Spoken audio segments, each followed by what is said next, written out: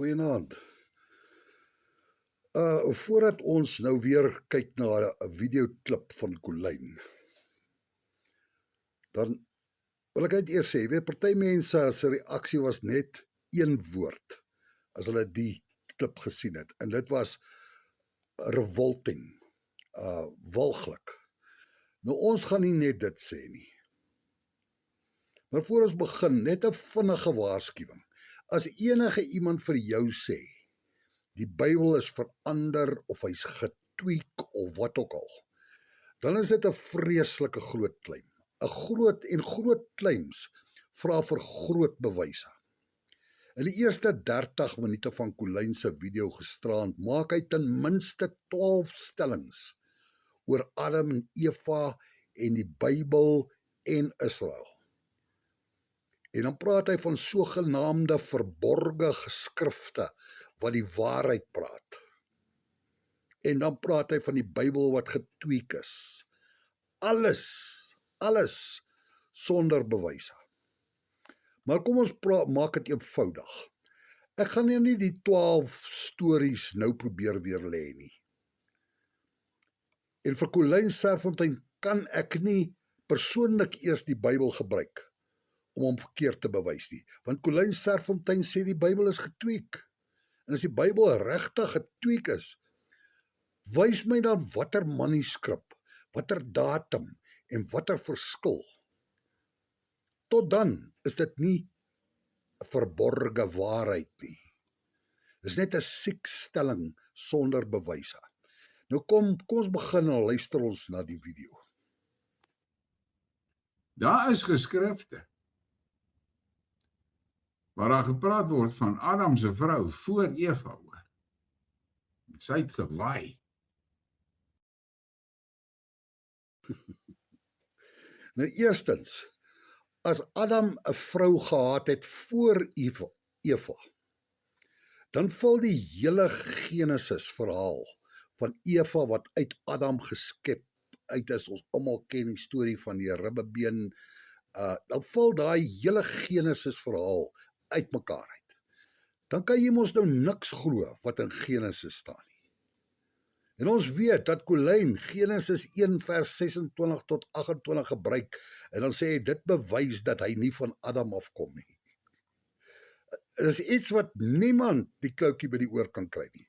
Gaan lees Genesis 1 vers 26 tot 28 en vertel julle my of julle kan daaruit agterkom dat julle nie uit Adam uitkom nie. Maar ons gaan verder. Colyn praat hier van geskrifte. Geskrifte wat sê Adam het 'n vrou voor Eva gehad. Nou die eenvoudige vraag is, watter geskrifte praat hy van? Geskrifte is nie 'n bron nie.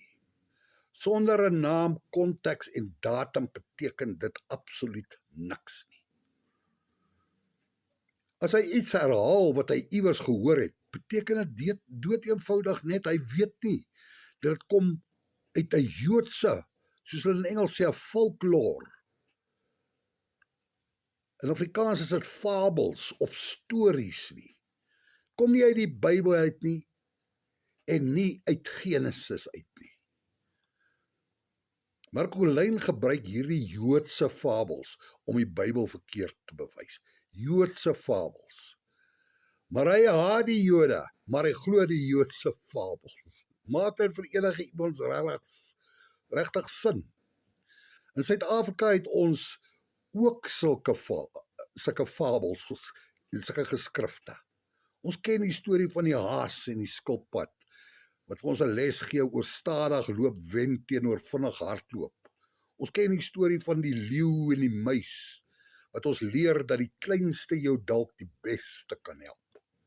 Ons ken die stories van jakkals en wolf. Jakkals is slim en wolf is dom. En so kan ons aangaan as baie Suid-Afrikaanse fabels, net soos daai Joodse fabels is. Alles, nie die werklikheid nie, net stories. Fabels. Nie bewysbare feite nie, net 'n volksverhaal met 'n boodskap. Nou kom ons gaan terug na Colyn se geskrifte wat ons nou geluister het na. Hy sê daar is geskrifte wat praat oor Adam se vrou voor Eva. Ja, daar is sulke fabels, sulke stories, baie verskillende stories of volksverhale, soos jakkals en wolf, ja. En daar's meer as een weergawe, hulle praat nie eens dieselfde nie. Maar die bekendste een kom uit latere tradisies by die Jode, nie uit die Bybel nie. Nou kom ons behandel een van hierdie. Die bekendste een van hierdie fabels gaan so. Nou heel eers moet ek vir julle sê, die storie kom 800 tot 1000 jaar na Christus. Minstens 1500 jaar nadat Genesis geskryf is. En dit laat ons dadelik dink, kom ons lees eers wat sê Johannes 1 vers 1 tot 2 oor die Bybel. Hy sê, in die begin was die woord daar, en die woord was by God, en die woord was selfs God. Hy was reeds in die begin by God. Nou kom ons kom terug by daai fabel. Nou een van daai fabels gaan so, een van daai stories gaan so. God het eers 'n vrou geskep voor Eva, sê daai fabel.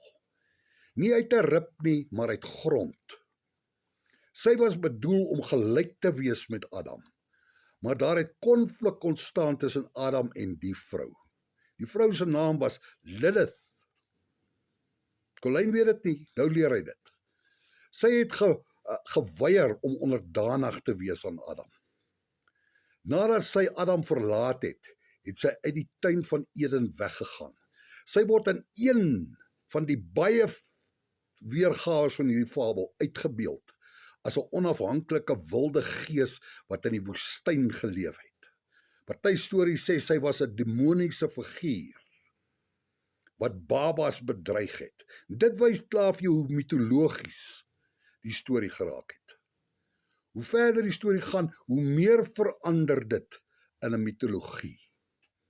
En dit wys vir jou dat dit is fabels en nie uit die skrif of die Bybel nie. Nou net vir mense soos Nisha, Prees, Loggies en Korna, wat nie sal weet nie, wat is 'n mitologie?